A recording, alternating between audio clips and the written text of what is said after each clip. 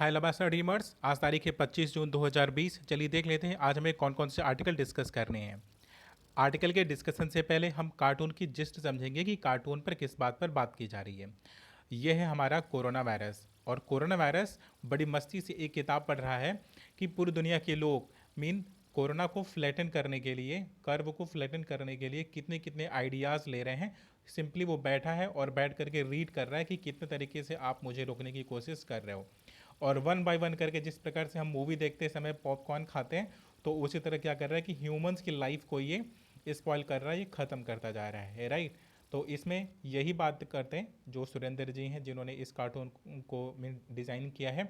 वो कहते क्या हैं कि ये कोरोना वायरस बड़े रिलैक्स मोड में ह्यूमंस की लाइफ को स्पॉइल किया जा रहा है, और कोई भी टेक्निक जो कर्व को फ्लैटन करने के लिए अपनाई जा रही है, करे वो प्रॉपर तरीके से फंक्शन कर नहीं रही है, और बल्कि ये तो कोरोना वायरस को और भी ज़्यादा इंटरेस्टिंग लग रहा है, राइट। अब हम अपने आर्टिकल की तरफ मूव करेंगे। अब देखिए आर्टिकल में हमारा सबसे पहला वाला जो आर्टिकल है डिस्कस करने के लिए, ये अगेन चाइना के रिगार्डिंग है। जस्ट बिकॉज क्योंकि चाइना के साथ क्या चल रहा है, इश्यूज़ चल रहे हैं राइट नाउ। तो चाइना कश्मीर में कुछ इश्यूज़ रेज हुए थे। अब वो उसके पीछे का रीज़न, चूँकि ये जो राइटर हैं ये खुद को बोलते हैं कि मैं पॉलिटिकल साइंटिस्ट हूँ। तो अब अगर कोई पॉलिटिकल साइंटिस्ट है और वो किसी भी चीज़ को अगर एनालाइज करेगा, तो वो दो तीन इवेंट को एक साथ जोड़ करके देखेगा। अब वो दो तीन इवेंट को एक साथ जोड़ करके देखने का मतलब कुछ ऐसा है कि ये 5 अगस्त को बड़ा क्रिटिकल मानते हैं। कहते हैं कि 5 अगस्त में हुआ क्या कि इंडिया ने कि जम्मू एंड कश्मीर का जो स्टेटस था उसे बदल दिया। अब जम्मू एंड कश्मीर का स्टेटस बदलते ही कह रहे हैं कि कुछ घटनाक्रम घटती हैं। पाकिस्तान बोलता है कि आप यूनिलेटरी, आप लेटररी, आप इस तरह से स्टेटस नहीं बदल सकते हो जम्मू एंड कश्मीर का अपने साइड वाले का। जबकि पाकिस्तान ने क्या किया है कि इससे पहले कि काफ़ी बार स्टेटस वो बदल चुका है। इवन वह जम्मू कश्मीर के एक हिस्से को वो चाइना को भी दे चुका है। लेकिन जब इंडिया ने स्टेटस बदला तो इसका विरोध ना केवल पाकिस्तान ने बल्कि चाइना ने भी किया, क्योंकि पाकिस्तान और चाइना दोनों के बीच में इकोनॉमिक टाइप है। चाइना पाकिस्तान इकोनॉमिक कॉरिडोर वो जम्मू एंड कश्मीर जो पाकिस्तान ऑक्युपाइड कश्मीर है वहीं से होकर के गुजरता है। तो जैसे ही लद्दाख वाले रीजन को इंडिया ने अपना बताया, बोला कि ये अक्साई चीन वाला और पाकिस्तान ऑक्युपाइड कश्मीर ये दोनों जम्मू एंड कश्मीर का हिस्सा है, तो ये बात पाकिस्तान को भी बुरी लग जाती है और चाइना को भी बुरी लग जाती है।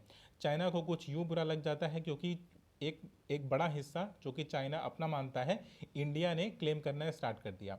जबकि अभी तक के इतिहास में क्या हुआ था कि किसी ने भी उस अक्साई चीन वाले हिस्से को वापस से क्लेम नहीं किया था 1962 के बाद से। ना ही कोई उसे फोर्सफुली वापस लेने की कोशिश कर रहा था। लेकिन 5 अगस्त में पूरा सिनेरियो बदल जाता है।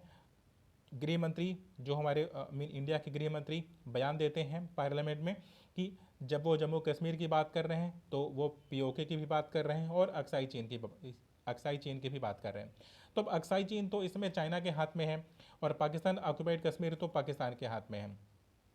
राइटर के अकॉर्डिंग कि जब पाकिस्तान ने ये कहा कि 1971 में जो हमारे और इंडिया और पाकिस्तान के बीच में शिमला का समझौता हुआ था, जस्ट इसकी वजह से 5 अगस्त में ये पूरा स्टेटस बदलने की वजह से वो शिमला समझौता ख़त्म हो गया। अब शिमला समझौता ख़त्म होने से कह रहे हैं कि कुछ उसके रिperकशन भी देखने को हमें मिले। अब जैसे ही शिमला समझौता ख़त्म होता है तो शिमला समझौता पर बेस कई और एग्रीमेंट हैं जो इंडिया और पाकिस्तान के बीच में हैं। जैसे 1971 के वार के बाद जो इंडिया और पाकिस्तान के बीच में जो लाइन ऑफ कंट्रोल के आसपास के रीजन पे जो भी सीज़ फायर वगैरह के रिगार्डिंग पेपर वर्क हुआ था, कह रहे वो सब नलीफाई हो गया। 2003 में सीज़ फायर के लिए एग्रीमेंट हुआ था, कह रहे वो भी पूरी तरह से नलीफाई हो गया। कह रहे कि जितने भी उसके बाद के जितने भी एग्रीमेंट थे जो शिमला एग्रीमेंट पर बेस था, शिमला एग्रीमेंट बेसिकली कहता क्या था कि कोई भी अपना स्टेटस बदलेगा नहीं। कहाँ पे, जम्मू एंड कश्मीर वाले रीजन में कोई भी अपना स्टेटस बदलेगा नहीं। पाकिस्तान ने ये क्लेम किया कि जब शिमला एग्रीमेंट खत्म हो गया तो अब हम इसे नहीं मानते हैं। अब जब शिमला एग्रीमेंट खत्म हो गया 1971 का, तो 1948 में इंडिया और पाकिस्तान के बीच में लड़ाई हुई थी, प्रॉपर एक वॉर हुआ था। तो 1948 और 1949 में जितने भी एग्रीमेंट साइन हुए थे इंडिया और पाकिस्तान के बीच में, अब ये अपने रोल में आ जाते हैं। ये अब अपने रोल में आ जाएंगे। कैसे रोल में आ जाएंगे? क्योंकि 1971 का एग्रीमेंट क्या हुआ, पूरी तरह से ख़त्म हो गया। तो अब एक सिंगल एग्रीमेंट जो इसके पहले का एग्रीमेंट होगा वही एग्जीक्यूट होगा, वही माना जाएगा। तो 1948 और 1949 का एग्रीमेंट ही वैलिड है या वही माना जाएगा। ठीक है।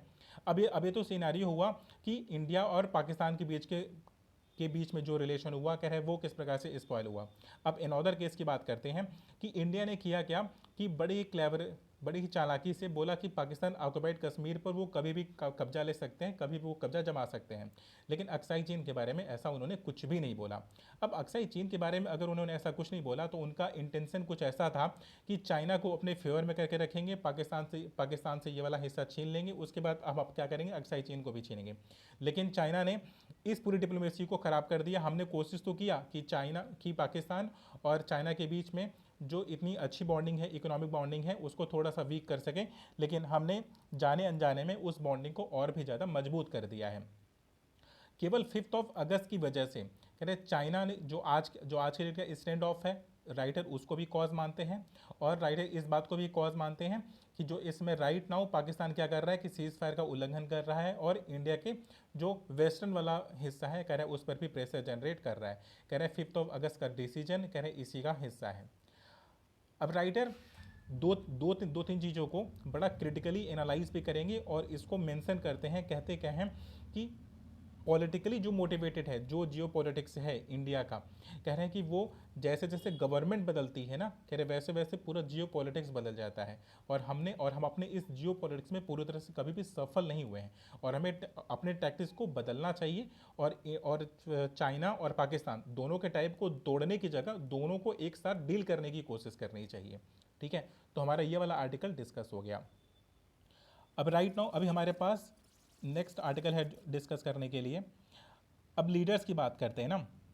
The perils of follow the leaders of the syndrome. अब देखिए, कोरोना वायरस का जब टाइम आया तो कोरोना वायरस के टाइम पीरियड में हुआ कुछ ऐसा कि जो हमारे लीडर्स थे कह रहे वो इंडिविजुअल तरीके से अपने अपने बयान देने स्टार्ट कर देते हैं। कहते हैं कि कोरोना वायरस यहाँ से आया, कोरोना वायरस को हम ऐसे डील करेंगे। कुछ स्टेट तो बोले कि हमने तो प्रॉपर तरीके से कर्टल कर ही लिया है, लाइक केरला हो गया, तमिलनाडु हो गया, कह रहे तमाम तरह का काम हुआ। बट उसके बाद भी जो सेंट्रल का जो रिस्पॉन्स था, सेंट्रल ने दो इवेंटों को, मीन एक लोकस्ट अटैक को और कोरोना वायरस के अटैक को, दोनों को अलग अलग निगाहों से देखा। जबकि दोनों थे पैंडेमिक का ही पार्ट थे। पैंडेमिक क्या होता, एक प्रकार की बीमारी होती है और डिजास्टर, और जो हमारा डिजास्टर मैनेजमेंट एक्ट है कह रहा है वो डिजास्टर को डिफाइन ही करता है कि जब वो कैटास्ट्रॉफिक इवेंट होगा, मीन वो नेचुरल कॉज होगा, तब उसको मानेंगे। ठीक है। अब जब पीएम मोदी मीन जो सेंट्रल गवर्नमेंट है, सेंट्रल गवर्नमेंट ने नेशनल डिजास्टर मैनेजमेंट फंड का इस्तेमाल लोकस्ट अटैक के लिए तो किया लेकिन कोरोना वायरस के लिए नहीं किया। कोरोना वायरस के लिए क्या किया कि पीएम केयर फंड का उन्होंने इन्वेंशन किया, एक नया प्रयोग किया, एक नई चीज़ लेकर के चले आए। अब पीएम केयर फंड के थ्रू उसमें कैग तो उसकी ऑडिटिंग भी नहीं कर सकता था। ठीक।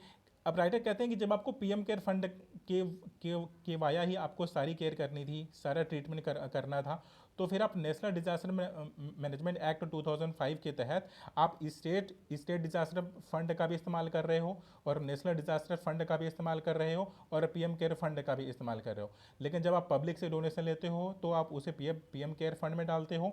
लेकिन जब आप मीन उनके टैक्स का पैसा जब आपको खर्च करना होता है तो डिजास्टर मैनेजमेंट एक्ट के थ्रू आप करते हो। कह रहे हैं इतने दो सिस्टम की जरूरत ही क्या थी आपको। कह रहे हैं आप एक ही तरीके से काम कर सकते थे, या तो पीएम केयर फंड से आप काम करते या तो इस डिजास्टर मैनेजमेंट एक्ट से काम करते। कह रहे हैं आपने इन दोनों को अलग अलग रख करके आपने एक बात इंडिकेट किया कि लोकस्ट अटैक ज़्यादा सीवियर है, क्योंकि क्या है कि वो डिजास्टर है। लेकिन कोरोना वायरस एक डिजास्टर, आप उसको काउंट ही नहीं कर रहे हो, उसको आप ज़्यादा हल्के में ले रहे हो, ज़्यादा लाइटली ले रहे हो। तो ये अंबेडकर और कुछ और भी जो थिंकर्स हैं तो उन्हीं उन्हीं के रिगार्डिंग थोड़ा सा रेफरेंस देते हैं इस पूरे आर्टिकल में।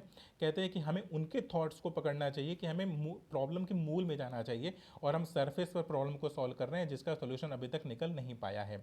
ठीक है। तो ये वाला भी आर्टिकल हमारा डिस्कस हो गया। राइट नाउ अब हम अपने नेक्स्ट आर्टिकल की तरफ मूव करेंगे। ये रिगार्डिंग था इंडिया और पाकिस्तान के बीच में क्या हुआ कि अभी राइट नाउ डिप्लोमेटिक जो रिलेशन है कह रहे वो काफ़ी वीक होता है। अब डिप्लोमेटिक रिलेशन वीक कैसे हो गया, देखिए कि इंडिया और पाकिस्तान दोनों दोनों में जो डिप्लोमेट्स होते हैं उनको हाई कमीशन बोला जाता है, कि वहाँ पर हाई कमिश्नर अपॉइंट होते हैं। क्यों होते हैं? जस्ट बिकॉज क्योंकि दोनों ही ब्रिटिश की कॉलोनी थी, तो जहाँ जहाँ पर ब्रिटिश कॉलोनी रहती है तो वहाँ पर क्या होता है, हाई कमीशन ही इन्वॉल्व होते हैं या हाई कमीशन ही बैठते हैं वहाँ पर। ठीक है, एक केस तो ये हो गया। लेकिन अभी जो रिसेंट के डिसीजंस हैं इंडिया की, पाकिस्तान ने क्या किया कि जो इंडिया के जो वहाँ पे थे डिप्लोमेट्स थे, उनमें से 2 पर्सन को पकड़ा और उन्हें दिन भर के लिए कैद किया और उन्हें टॉर्चर किया और उनसे काफ़ी प्रूफ वगैरह निकलवाने की कोशिश की, और उन्होंने इवन ये भी अनाउंस किया कि ये लोग क्या कर रहे हैं, जासूसी कर रहे हैं, पाकिस्तान में आकर के जासूसी कर रहे हैं। जबकि वो क्या है, जबकि वो थे कौन, इंडिया के डिप्लोमेट से। तो इंडिया ने भी वेरी सिमिलरली कि यहाँ पर भी 2 लोग को पकड़ा और बोला कि ये लोग क्या कर रहे हैं, ये लोग जासूसी में इन्वॉल्व हैं, और 50% जो डिप्लोमेट्स हैं उनको बोला कि आप एक काम करो कि आप अपनी जगह पर खाली कर दो, आप जितने भी आपके स्टाफ हैं कह रहे हैं वो 50% होने चाहिए। तो 2003-2004 के आसपास अटल बिहारी वाजपेयी के टाइम में जो हाई कमिश्नर जो स्टाफिंग की संख्या थी कह रहे 100 के आसपास बढ़ जाती है। लेकिन अभी पीएम मोदी के टाइम में उन्हीं मेंबर्स की जो संख्या है कह रहे वो 100 नहीं, अभी राइट नाउ उसे 50 पर ला करके खड़ा कर दिया गया है। राइट, तो अब जो डिप्लोमेट्स वहाँ पर फंक्शन कर रहे थे इंडिया ने, लेकिन जो अभी राइट नाउ पाकिस्तानी थे यहाँ पर, कह रहे उनको भी एक नोटिस दिया है, कह रहा है कि आप एक काम करो कि अब आप यहाँ से निकल लो। ठीक है, मतलब 50% आप स्टाफिंग को आप कम करो तो आपको हम 1 वीक का टाइम देते हैं। तो दोनों ने क्या किया कि अपने अपने जो डिप्लोमेटिक रिलेशंस थे कह रहे उसको और भी ज़्यादा वीकेंड किया है, इसको और स्ट्रेंथन। क्योंकि यूजुअली जब आप लड़ाई हो जब 2 कंट्री के बीच में लड़ाई हो रही होती है तो जो डिप्लोमेटिक जो रिलेशन होते हैं कह रहे उसी सीज फायर वगैरह के जो एग्रीमेंट साइन होते हैं कह रहे यही डिप्लोमेट्स करवाते हैं। और अगर किन्हीं 2 भी कंट्री के बीच में डिप्लोमेटिक रिलेशन अगर वीक हो जाते हैं तो उन दोनों के बीच में प्रॉब्लम का सोल्यूशन निकाल पाना थोड़ा सा मुश्किल हो जाता है। राइट, तो हमारा ये वाला भी आर्टिकल डिस्कस हो गया। रिगार्डिंग न्यूज़ बस इतना सा था कि दोनों कंट्रियों ने 50 करने का आदेश दिया है दोनों के हाई कमीशन को। नेक्स्ट आर्टिकल है सिग्नलिंग इंटेंट। अब यहाँ पे मैन्युफैक्चरिंग के रिगार्डिंग बात की जा रही है कि इंडिया ने किया क्या कि ई नाम है, मतलब ई मार्केट प्लेस है इंडिया का, कि जितने भी गवर्नमेंट ऑफिसर होते हैं वो ऑनलाइन अगर उन्हें कोई भी प्रोक्योरमेंट करना होगा, कोई भी सामान खरीदना होगा तो वो गवर्नमेंट ई मार्केट प्लेस से करते हैं, ई नाम से करते हैं। ओके, ये तो ठीक है कि वहाँ से परचेस करते हैं। लेकिन अभी रिसेंट में चेंजेस क्या किए गए हैं, रिसेंट में चेंजेस कुछ ऐसे ऐसे किए गए हैं कि अगर आप ऑनलाइन कोई भी शॉपिंग कर रहे हो तो अगर वो उसका जो कंट्री का ओरिजिन है कह रहे हैं उस प्रोडक्ट के साथ मेंशन होगा। अभी तक क्या होता था कि एक बड़ी पॉपुलेशन है जिसको पता ही नहीं होता था कि ये कंट्री ओरिजिन इसका चाइना है या नहीं है। लेकिन अभी गवर्नमेंट ने ये डिसीजन लिया है कि जितने भी ऑनलाइन प्लेटफॉर्म हैं, चाहे वो फ्लिपकार्ट हो, चाहे वो अमेजन हो, चाहे वो जी नेम हो, चाहे वो गवर्नमेंट का ई नेम हो, कह रहे हैं इन सभी को हर प्रोडक्ट में ये मेंशन करना होगा कि ये प्रोडक्ट कंट्री ऑफ ओरिजिन क्या है। अगर वो कंट्री ऑफ ओरिजिन चाइना है तो उसमें प्रॉपर तरीके से हाईलाइटेड होगा, प्रॉपर तरीके से मेंशन होगा। इसे इस तरह से देखा जा रहा है कि हम लोग बाइकआउट चाइना प्रोडक्ट की बात तो कर रहे हैं, लेकिन एक बड़ी पॉपुलेशन हमेशा कन्फ्यूजन में रहती है कि क्या ये प्रोडक्ट चाइना का है, जस्ट बिकॉज क्योंकि कोई भी चीज़ असेंबल करके भी कह रहे हैं उसका ओरिजिन इंडिया होता नहीं है, बट उसमें लिख देते हैं कि असेंबल्ड इन इंडिया। तो एक बड़ी पॉपुलेशन को लगता क्या है कि अच्छा ये तो इसका जो कंट्री ओरिजिन है वो इंडिया ही है। राइट, जबकि उसमें लिखा होता है कि असेंबल्ड इन इंडिया। ठीक, मेड इन चाइना प्रोडक्ट होता है। तो अभी कंट्री ओरिजिन हर प्रोडक्ट के साथ वहाँ पर मेंशन करना होगा। और इंडिया यहाँ पर रिस्क ले रहा है, राइटर के अकॉर्डिंग इंडिया क्या कर रहा है, इंडिया रिस्क ले रहा है। कह रहे इंडिया कभी भी डायरेक्टली मना नहीं कर सकता किसी भी कंट्री के प्रोडक्ट को। कह रहे ई नैम वगैरह में कह रहे इस प्रकार से प्रोडक्ट को डालने से अच्छा ये होता कि हम चाइनीज़ प्रोडक्ट को मना कर देते, लेकिन नहीं कर सकते क्योंकि WTO के मेंबर दोनों ही कंट्रीज़ हैं, इंडिया भी है और चाइना भी है।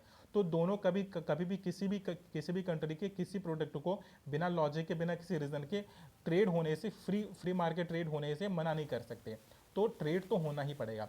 लेकिन हाँ, हम इतना कर सकते हैं कि अपने कंट्री के लोग जो पेट्रियार्कर हैं, मीन जो अपनी कंट्री के लिए करना चाहते हैं या अपने कंट्री में कंट्रीब्यूशन देना चाहते हैं, just because of their wallet, कि उनके पास पैसे हैं, अब वो पैसे कहाँ पर खर्च करना चाहते हैं। अब वो चाइनीज़ प्रोडक्ट पर पैसे खर्च करना चाहते हैं कि इंडियन प्रोडक्ट पर करना चाहते हैं, क्या उनके पास ये प्रॉपर तरीके से एक ऑप्शन हो और उनको एक सुविधा हो जाए। इसकी वजह से इंडिया ने ये वाला डिसीजन लिया है कि आप ई मार्केट प्लेस रहेगा तो उस पर क्या रहेगा, एक सिंबल रहेगा, हाईलाइटेड रहेगा कि कंट्री ऑफ ओरिजिन क्या है, चाहे चाहे वो चाइना हो, चाहे वो सिंगापुर हो, चाहे वो साउथ कोरिया हो, चाहे वो अमेरिका हो, चाहे वो इंडिया हो। ठीक, basically made in India product को प्रमोट करने के लिए। और ई नैम में तो प्रॉपर रिस्ट्रिक्शन है कि जो भी गवर्नमेंट प्रोक्योरमेंट होगा, कह रहे उसमें चाइनीज़ प्रोडक्ट का इस्तेमाल या तो ना के बराबर होगा या तो नहीं होगा। ठीक है, ये दो बातें मेंशन की गई हैं। अब इंडिया के पास एक्टिव फार्मास्यूटिकल्स जो इंग्रेडिएंट्स होते हैं मेडिसिन बनाने के लिए, क्योंकि इंडिया जेनरिक मेडिसिन बनाने के लिए जाना जाता है। अब वो जेनरिक मेडिसिन बनाने के लिए हमें 70% जो एक्टिव जो इंग्रेडिएंट प्राप्त होते हैं, कह रहे हैं वो हमें चाइना से प्राप्त होते हैं। तो इंडिया को उसका अल्टरनेटिव ढूंढना पड़ेगा, क्योंकि इससे हमारा होगा क्या कि मैन्युफैक्चरिंग पर बहुत ज़्यादा फर्क पड़ेगा, हमारे सप्लाई चेन पर बहुत ज़्यादा फर्क पड़ने वाला है। क्योंकि चाइना किसी भी वक्त इस प्रकार का डिसीजन ले सकता है कि वो इंडिया को सप्लाई नहीं करेगा एक्टिव फार्मास्यूटिकल्स इंग्रेडिएंट्स। और इससे होगा कि अचानक से मेडिसिन के दाम अचानक से बढ़ सकते हैं। और अगर कोई अल्टरनेटिव इंडिया ढूंढ नहीं पाता है तो इंडिया को करना क्या चाहिए कि उसका अल्टरनेटिव जितना जल्दी हो सके खैर उतना जल्दी ढूंढना चाहिए, हालांकि इतना आसान नहीं है। ठीक, तो हमारा ये वाला आर्टिकल डिस्कस हो गया। अब हम अपने नेक्स्ट आर्टिकल की ओर मूव करेंगे। अब देखिए, ये फेरी पेरावीर नामक एक मेडिसिन है। तो गेलमार्क नामक एक कंपनी है, कह रहे वो इस मेडिसिन को बनाएगी। उसे अप्रूवल मिला है। इसके जो कंट्री ऑफ ओरिजिन है जिसने इस मेडिसिन को इन्वेंट किया वो है जापान। जापान में इस मेडिसिन का प्रयोग किया जाता था इन्फ्लुएंजा बीमारी को ठीक करने के लिए। इंडिया में इसको जेनरिक मेडिसिन बनाने के लिए लाइसेंस मिल जाता है। अब देखिए, केस कुछ ऐसा है कि अभी तक ये पूरी तरह से क्लिनिकली प्रमाणित नहीं है कि यह कोविड-19 या कोरोना वायरस का इलाज है। लेकिन सैंपलिंग कैसे की गई है कि कुछ लोगों को ये दवाई दी गई जो कोरोना वायरस से इन्फेक्टेड थे और वो प्रॉपर तरीके से ठीक होने लग गए, तो इन्होंने मान लिया कि ये वाली दवा क्या है, परफेक्ट है, फिट एंड फाइन चल रही है, मूव कर रही है। लेकिन क्लिनिकली ये प्रमाणित नहीं है, चाहे वो जापान की बात करें और चाहे वो इंडिया की बात करें। लेकिन इंडिया में जब इसे बॉम्बे स्टॉक एक्सचेंज में जब गेलमार्क इस पूरी मेडिसिन को मैन्युफैक्चर करने के लिए मेन जब अपना प्रपोजल डालती है तो उसमें ये बात लिख देती है कि इसे एक्सपर्ट्स के द्वारा इसे प्रमाणित किया गया है, ये क्लिनिकली ट्रायड है और बिल्कुल 100% प्रूव्ड है कि ये कोविड-19 का क्या है, ट्रीटमेंट है या इलाज है। जबकि ऐसा है बिल्कुल भी नहीं। और इसकी प्राइसिंग को लेकर के कि 103 रुपये पर टैबलेट पड़ जाएगा और गेलमार्क को इस प्रकार से अप्रूवल मिल गया है, लाइसेंस मिल गया है। तो उसी अथॉरिटीज़ की बात करते हैं, कहते हैं कि इंडिया ने कैसे इतनी जल्दी एक जेनरिक मेडिसिन को, कि कैसे क्लिनिकली जो चीज़ प्रमाणित नहीं हुआ है स्टिल उनके पास कैसे जेनरिक मेडिसिन को बनाने का राइट आ गया। ठीक है, और अगर आ भी गया तो वो बॉम्बे स्टॉक एक्सचेंज में खुद को रजिस्टर कैसे करवा सकते हैं। इवन इवन दो जब ये चीज़ क्लिनिकली प्रमाणित नहीं है तो वो क्यों क्लेम कर रहे हैं कि ये एक्सपर्ट्स ने इसे प्रमाणित कर दिया है और क्लिनिकली इसका ट्रायल कंप्लीट हो चुका है। तो जो इसके ब्यूरोक्रेटिक प्रोसीजर है उसी पर सवाल खड़े करते हैं राइटर। कहते हैं कि अभी तक कोई भी मेडिसिन ऐसी नहीं है जो कोरोना वायरस का पर्सन हो, कोई इन्फेक्टेड हो और उसे आपने कोई मेडिसिन दिया और वो पूरी तरह से ठीक हो गया। कह रहे इनिशियल स्टेज में है, या तो अपने खुद की इम्यूनिटी से वो पर्सन ठीक हो जा रहा है। लेकिन आप किसी मेडिसिन को कोरोना का ट्रीटमेंट बता दो और फिर आप उसे मार्केट में लॉन्च कर दो, कह रहे हैं कि ऐसा भी आपको करना नहीं चाहिए। और ये ब्यूरोक्रेसी के फेलियर की बात करते हैं, कहते हैं कि जो हमारी ब्यूरोक्रेसी है, कह रहे वो यहाँ पर फेल हो रही है इसके मॉनिटरिंग में, इसके रेगुलेशन में। राइट, तो ये वाला भी आर्टिकल हमारा डिस्कस हो गया। नेक्स्ट वन आर्टिकल है डिप्रेशन के रिगार्डिंग है। अब देखिए, एक बॉलीवुड स्टार ने यंग वन स्टार थे साहब वो, तो वो डिप्रेशन में सुसाइड कर लेते हैं। ठीक, अब वो सुसाइड करने के बाद कंट्रोवर्सी बहुत ज़्यादा है, तो आए दिन आर्टिकल्स में बराबर बराबर निकल के आ रहा है कि डिप्रेशन से कैसे फाइट करेंगे। इवन जो पर्सन डिप्रेस है वो भी बोल रहा है कि आप डिप्रेशन से कैसे फाइट करोगे। ठीक है, अब यहाँ पे राइटर दो तीन बातें मेंशन करते हैं, कहते क्या है कि डिप्रेशन कह रहे दो ही तीन कारणों से आता है। कहते क्या है कि सोसाइटी उन चीज़ों को एक्सेप्ट करने से मना कर दे। ठीक है, कि खुद को वह रिकग्नाइज न कर पा रहा हूँ, फर्स्ट थिंग तो ये हो गया। सेकेंड थिंग ये कि उसे लाइफ की मीनिंग नहीं ढूंढ पा रहा हो। अगर लाइफ की मीनिंग अगर नहीं ढूंढ पाएगा तो उसे सुसाइडल टेंडेंसी आने लगती है। मीनिंग कैसे ढूंढा जा सकता है, राइटर इसमें कहते हैं कि लव एंड एक्शन, कह रहे हैं ये दो ऐसी चीज़ें हैं, कह रहे हैं अगर आप उसे फाइंड आउट कर लेते हो तो आपके लाइफ की मीनिंग बदल जाती है। मीन आप या तो अपनी फैमिली से या तो आप किसी पर्सन से, मीन आपको लव होना चाहिए, क्योंकि वही आपको एक्शन करने के लिए क्या करेगा, लाइफ का मीन्स देगा। और जब लाइफ का मीन्स होगा तो आपके अंदर की जो सुसाइडल की जो टेंडेंसी है, कह रहे हैं वो खत्म हो जाएगी। आर्टिकल में राइटर एक और बात मेंशन करते हैं कि 1918 में जब इबोला वायरस फैला हुआ था, तो उस वक्त रविंद्रनाथ टैगोर ने भी यही बोला था। कह रहा है कि आप इलनेस से प्रॉब्लम प्रॉब्लम है कि जो पर्सन इल है, मीन जो पर्सन बीमार है, कह रहे हैं आपको उससे दूरी नहीं बनानी है बल्कि उस बीमारी से दूरी बनानी है। ठीक है, तो जो पर्सन बीमार है, कह रहे हैं अगर उसको हेल्प मिलता है, उसको सपोर्ट मिलता है सोसाइटी का, तो वो जल्दी क्योर हो जाएगा। और हमें इसी चीज़ का प्रयोग करना है इस डिप्रेशन से फाइट करने में। अगर कोई पर्सन डिप्रेशन में जा रहा है, या तो उसे अपनी बातों को मीन कम्युनिकेट करना होगा, उसे बताना होगा, किसी को भी बताए लेकिन वो बताए। और जब तक वो इस जो एग्जिस्टिंग वर्ल्ड है, अगर वो अपने लव को नहीं ढूंढ पाता है, अपने एक्शन को, अपनी मीनिंग को नहीं ढूंढ पाता है, तब तक उसके अंदर ये वाली सोसाइटल की टेंडेंसी आती रहेगी। ठीक है, इससे ज़्यादा इस आर्टिकल में कुछ नहीं है, थोड़ा सा साइकोलॉजिकल है, बट इट इज़ ओके। ये वाला भी आर्टिकल हमारा डिस्कस हो गया। नेक्स्ट वाला आर्टिकल है हमारे पास डिस्कस करने के लिए, वो यूएस के ट्रायल के रिगार्डिंग। अब देखिए, इंटरनेशनल कोर्ट ऑफ जस्टिस है, ठीक है, आईसीजे है, मतलब अंतर्राष्ट्रीय कोर्ट है वो। तब अंतर्राष्ट्रीय कोर्ट ने क्या किया कि हर तरह के क्राइम को, कैसा भी क्राइम हो, कोई भी अगर अगर कोई कंट्री भी करेगा तो भी उसको सुनेगा।